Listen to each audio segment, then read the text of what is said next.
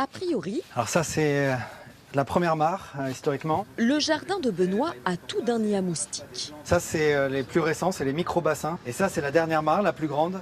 Des mares et des bassins remplis d'eau, tout semble-t-il pour qu'ils s'y développent.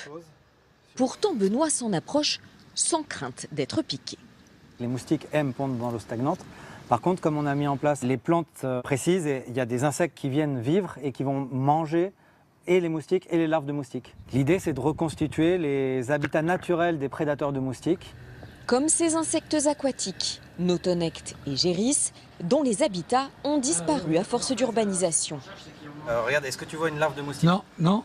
Un principe qu'il a fallu faire accepter au voisinage. On nous dit qu'il faut vider les coupelles, il faut ne pas laisser d'eau stagnante pour ne pas laisser les moustiques se développer. Donc c'est un peu surprenant. On va voir si ça fonctionne vraiment. Une efficacité dont cette spécialiste de la biodiversité ne doute pas. Elle a déjà accompagné l'installation d'une vingtaine de mares. Une petite larve de libellule, là. Dans celle-ci, plusieurs centaines de libellules, particulièrement voraces, ont été observées.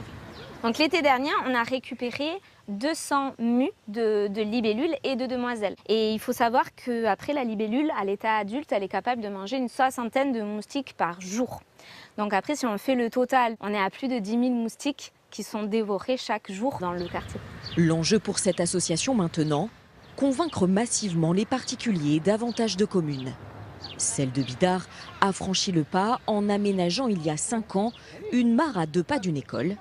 Ah, moi je vois un énorme tétard là-bas si tu regardes au fond. Cette famille s'y arrête régulièrement. C'est hyper important parce qu'ils ont mis des petites affiches pédagogiques, donc même s'il n'y a pas les spécialistes de l'association qui nous expliquent, on peut aussi apprendre beaucoup de choses. À l'école, il n'y a pas de moustiques et ça, c'est cool. Et tu penses que c'est grâce à la mare? Oui. Une démarche écologique, préventive, qui ne peut néanmoins se substituer à la démoustication chimique en cas de risque épidémique.